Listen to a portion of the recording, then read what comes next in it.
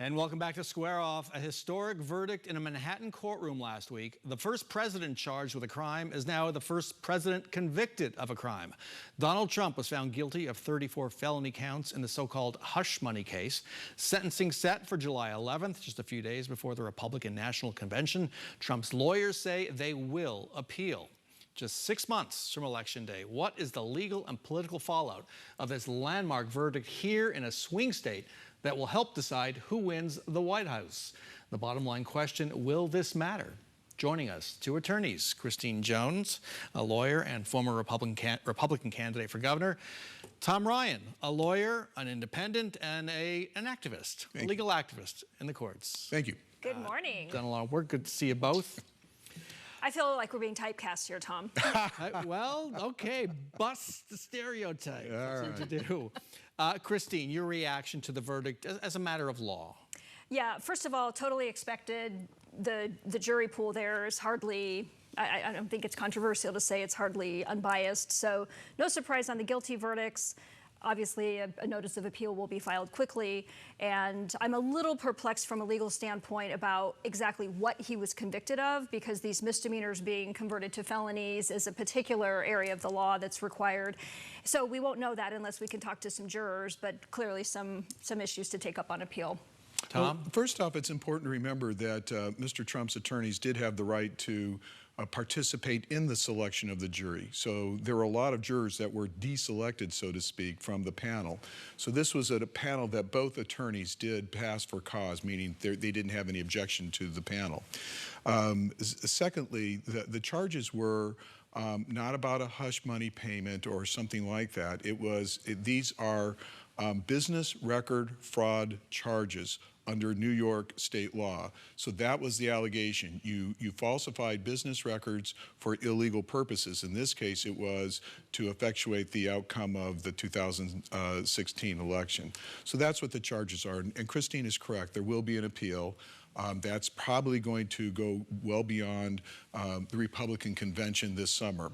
So the question becomes, what impact now will it have on the whole election process? Shorter term sentencing is July 11th, and typically for sentencing, judges look for a defendant to show remorse for their crime, now that's a conviction.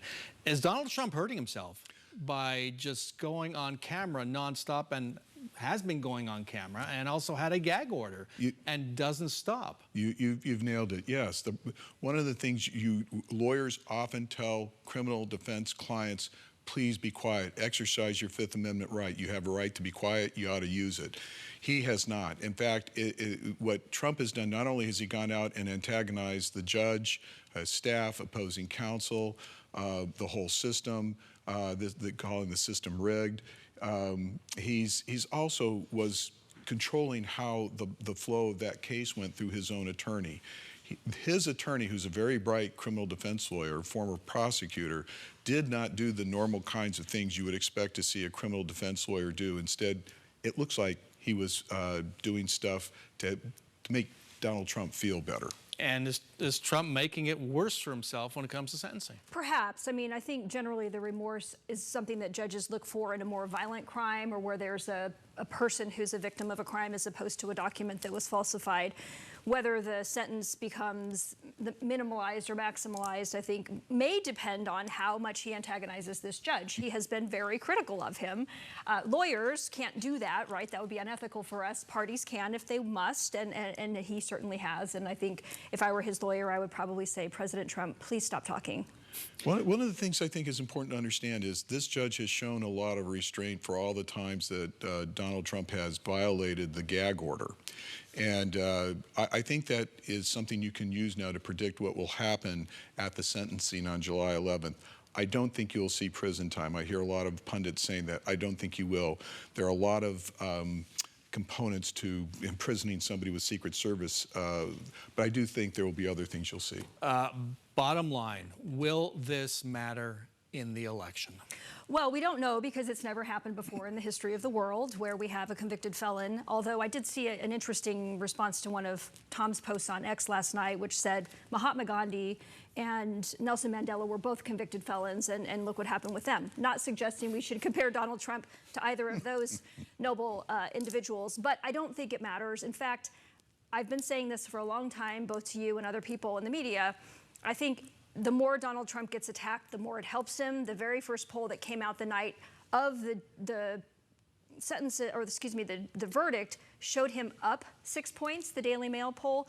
I think that's just going to continue. Keep picking on him, keep making him stronger, Democrats. I think it'll play out this way. It'll certainly make his base feel more energized, but he's not increasing his base. And those in his base can only vote once, no matter how energized they are. The only thing they can do is pull more nickels, dimes, and quarters out of their pockets for him. Tom Ryan, Christine Jones, thanks so much for joining us. Thank you.